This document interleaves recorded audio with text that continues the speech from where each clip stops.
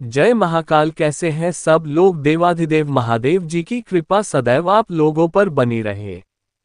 आपकी सारी कामनाएं पूरी हो, यही मैं महादेव जी से प्रार्थना करता हूं। और आज का जो ये वीडियो है ना, आप सभी लोगों के लिए बहुत ही ज्यादा खास और विशेष होने वाला है। आप सभी को पता है कल है बुधवार का दिन और कल से स्टार्ट हो रही है हेमंत ऋतु। अगर आपने शिव महापुराण के बारे में नहीं पढ़ा है तो पूज्य गुरु जी की कथा सुनी तो होगी। तो हेमंत ऋतु का कितना बड़ा महत्व होता है ये तो आप सब लोग जानते हैं, क्योंकि महादेव जी का सबसे प्यारा मौसम होता है। साथ ही साथ अगर आपने कभी शिव चालीसा के बारे में अध्ययन किया हो तो उसमें जो अंतिम लाइन होती है वो भी यही होती है। हेमंत ऋतु संवत 64 जन और स्मृति चालीसा CBI पूर्ण कीन कल्याण। आपकी जितनी भी घर के समस्या होंगे ना, वो देव आदिदेव महादेव जी हल कर देंगे। अगर आपके घर में सुख शांति समृद्धि बिल्कुल भी नहीं है, लड़ाई झगड़ा बहुत ज्यादा होता है, धन की बहुत ज्यादा किल्लत है, कर्जा बढ़ रहा है, संपदा में बढ़ोतरी नहीं हो रही है, परिवार में कोई व्यक्ति काफी समय से नौकरी की तलाश कर रहे हैं लेकिन नौकरी नहीं लग रही है, या फिर आपकी कोई अधूरी मनोकामना है, कोई हृदय की बात है जो कि पूरी नहीं हो रही है ना, एक बार गेहूं के 7 दानों वाला उपाय वाले महीने में जरूर कीजिएगा। किस दिन करना है, कैसे करना है, सब कुछ बताऊंगा। आपके घर आंगन में खुशियां थोड़ी चली जाएगी। पूजा गुरु जी की कथा से सुनकर के और समझ करके आसान भाषा में आपको बताने का संपूर्ण प्रयास करूंगा, परंतु उससे पहले आप सबसे एक छोटी सी प्रार्थना कि जो लोग पहली बार आए हैं चैनल को सब्सक्राइब जरूर कीजिएगा और वीडियो को लाइक करके देवाधिदेव महादेव जी का कोई सा भी प्यारा नाम कमेंट बॉक्स में लिखना मत भूलिएगा। इस पूरे वीडियो के अंदर हम लोग 3 महाउपाय के बारे में बात करेंगे जो कि आपकी अलग अलग कामना पूर्ति के लिए सिद्ध होंगे। धन संपदा नौकरी मनोकामना बीमारी के लिए ठीक है। सबसे पहले बात करते हैं पहले वाले उपाय की, जो कि गेहूं के 7 दानों से आपको करना होगा। लेकिन इसका बेनिफिट क्या है, सबसे पहले जान लीजिए। देखिए, अगर आप चाहते हैं कि आपके घर में हमेशा धन संपदा बढ़ती रहे है ना, आपके घर के भंडार हमेशा भरे रहे, कभी भी धन धान्य की कमी ना हो, आपके व्यापार हमेशा उन्नति पर होता रहे ना, तो कल के दिन इस वाले उपायों को करना मत भूलिएगा। बहुत ही अद्भुत सा दिन है और इसके अलावा पूज्य गुरुजी ने इसकी 3 तिथियां और बताए। उन दिनों में इस वाली मौसम में आपको इस वाले उपाय को करना है, ठीक है।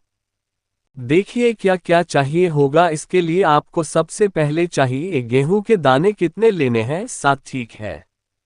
7 गेहूं के दाने लेना है। ध्यान रखना आधा ना होना चाहिए, खंडित नहीं होना चाहिए। दूसरा आपको लेना होगा, जो लेना नहीं मिलता है मार्केट से ले लेना, कोई दिक्कत नहीं है, आप जो ले लेना ठीक। और इसी के साथ में आपको लेने होंगे 2 दीपक। ध्यान रखना दोनों दीपक होंगे गोल बाती के, ठीक है। और इसके अंदर भरोगी घी, ठीक है। दीपक होंगे तेल के, दीपक नहीं होंगे, ठीक है। बस ये इतना सा चाहिए और 1 लोटा शुद्ध जल आपको लेना ही है महादेव जी के लिए। जब भी आप इस उपाय को करने जाए, देखिए सबसे उत्तम समय गुरुजी ने बताया है प्रदोष काल का समय, शाम का समय, ठीक है। और अभी सर्दियों का समय चल रहा है तो प्रदोष काल जल्दी आ जाता है। तो प्रदोष काल के समय शाम को आपको क्या करना है, जो आपने 2 दीपक तैयार किया है ना, इसमें से 1 दीपक आपको अपने घर पर, जो घर का मंदिर है ना, वहां पर आपको प्रज्वलित करके अपनी कामना के करके फिर मंदिर के तरफ जाना है। 1 लोटा जल जो और गेहूं के दाने लेकर के आप सबसे पहले पहुंचेंगे आप महादेव जी के मंदिर शिवलिंग के पास में। जैसे ही आप पहुंचेंगे तो सबसे पहले पड़ेगी चौखट, ठीक है ना। तो 4 जैसे ही आप जाओगे ना, तो चौखट पर जो दूसरा दीपक है वो दूसरा दीपक आपको चौखट पर लगाना है। ध्यान रखता है इसके नीचे कुछ ना कुछ आसन जरूर लगा देना। ये दीपक लगाने का मतलब है आप अर्जी लगाते हो, फिर उसके बाद में महादेव जी के पास में जाते हो। जब भी आप कभी धन संपदा कामना की पूर्ति के लिए उपाय करते हैं ना, 1 लोटा जल महादेव जी के ऊपर समर्पित करना, किसके नाम से? कुंडकेश्वर महादेव जी के नाम से। फिर उसके पश्चात आपके दाहिने हाथ में आपको जौ के दाने लेने हैं। जो ध्यान रखना है, जौ के दाने पहले लेने हैं। जो चुटकी भर जो है, आपको अपना नाम और गोत्र बोल करके घर में धन संपदा वैभव की बढ़ोतरी की कामना करके महादेव जी की शिवलिंग के ठीक ऊपर समर्पित कर देना है। यहाँ पर आपने जो समर्पित कर दिए और जो 7 गेहूं के दाने होते हैं ना, वो 7 गेहूं के दाने आपको अन्नकूट के नाम से या फिर अन्य माता के नाम से या फिर आपको शिव शक्ति के नाम से, 7 गेहूं के दाने जो शिवलिंग के ऊपर मटकी होती है ना, तो मटकी के अंदर आपको डाल देने हैं। ये जो 7 गेहूं के दाने जो धान का दान होता है ना, ये आपके घर में कभी भी धन संपदा की कमी नहीं रहने देता है और आपके भंडार हमेशा भरे हुए रहते हैं। जब आप इसमें समर्पित करोगे 2 मिनट वहां पर बैठना, महादेव जी का स्मरण करना और महादेव जी से कामना करने के पश्चात जो आपने दाने यहाँ पर समर्पित किए थे उसमें से कुछ दाने अपने घर पर उठा करके ले करके आने हैं। और इन दानों को रखने का क्रम, अगर आपके घर में कहीं पर भी जो आटा वाटा लगाते हो ना आप गेहूं का और उसका रोटी बनाने के लिए, तो उस वाले डब्बे में डाल देना। वहां ना डाल सको तो आपके घर में जो भी गमला लगा हुआ है ना, जिसके अंदर फूल पौधा कुछ भी लगाए, उसके अंदर डाल देना। जब वो फूट कर के आएंगे ना, ये आपकी घर की धन संपदा में वृद्धि करेगा। पूज्य गुरुजी का बहुत अद्भुत जरूर कीजिएगा। हेमंत ऋतु के अंदर जितना ये वाला ऋतु चल रही है ना, इसके अंदर मात्र महीने में एक बार इस उपाय को करना। मात्र महीने में एक बार आपके घर में हमेशा भंडार भरे रहेंगे। ये है पहला उपाय। बात कर लेते हैं दूसरे वाले उपाय की। देखिए दूसरा वाला उपाय किन लोगों को करना है। इसके अंदर मैं आपको 2 उपाय बताऊंगा जो पूज्य गुरुजी ने कहा है कि अगर आपकी नौकरी नहीं लग रही है, नौकरी के लिए आप काफी मेहनत कर रहे हो लेकिन फिर भी नौकरी नहीं लग रही है, ठीक है। और दूसरा है बीमारी के लिए। अगर आपके परिवार में कोई बच्चा है, कोई व्यक्ति है, बार बार बीमार हो जाता है, थोड़ा सा मौसम चेंज होते ही बीमार हो जाता है। देखिए अगर आपकी कोई नौकरी नहीं लग रही है, काफी सारी समस्या आ रही है ना, बहुत कोशिश करने के बाद में भी नहीं लग रही है, तो पूज्य गुरुजी ने कहा है कि कहीं से धतूरा ढूंढो। आपको दुकान पर नहीं मिलेगा, ये आपको झाड़ियों में कहीं पर भी मिल जाएगा, ठीक है। 1 लूटा शुद्ध जल लेकर के देवाधिदेव महादेव जी के मंदिर शिवलिंग के पास पहुंचना था।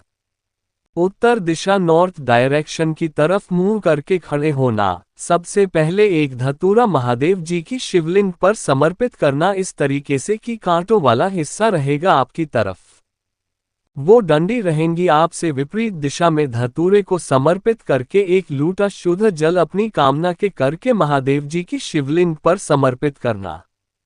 ओम नमः शिवाय, श्री शिवाय नामोस्तुभ्यम करते हुए गुरुदेव ने कहा इस ऋतु में आपका नाम हफ्ते में एक बार, कोई सा भी सोमवार, मंगलवार, बुधवार, हफ्ते में 1-2 बार इस उपायों को करना ही स्टार्ट कर दो। लगातार 1 महीने तक आप कर लोगे ना, आगे आने वाले 3 महीने के अंदर अंदर मेरा बाबा आपकी नौकरी का योग कहीं ना कहीं लगा ही देगा। पूज्य गुरुजी का इतना अद्भुत और अचूक उपाय जरूर कीजिएगा। तीसरा उपाय बात कर लेते हैं, जो कि आपको मनोकामना पूर्ति के लिए, कि अगर आपकी कोई कामना, कोई इच्छा काफी समय से पूरी नहीं हो रही है ना, तो इस वाले उपाय को करने का एक क्रम है। महाराज जी ठीक है, लेकिन इस वाले उपाय को या तो आप सोमवार के दिन कर सकते हो, या फिर प्रदोष के दिन कर सकते हो, या फिर शिवरात्रि के दिन कर सकते हो, या फिर अमावस्या के दिन कर सकते हो, है ना। और या फिर इन सभी को छोड़ करके आप इस वाले उपाय को किसी भी दिन के प्रदोष काल में कर सकते हो, लेकिन उसका समय पूज्य गुरुजी ने कहा कि इसका जो समय रहेगा वो रहेगा 6:30 बजे से लेकर 7:15 के बीच में आपको ये उपाय करना है। क्या करना होगा, इसके लिए आपको मात्र 1 बेलपत्र चाहिए जो कहीं से भी खंडित टूटी फूटी ना हो।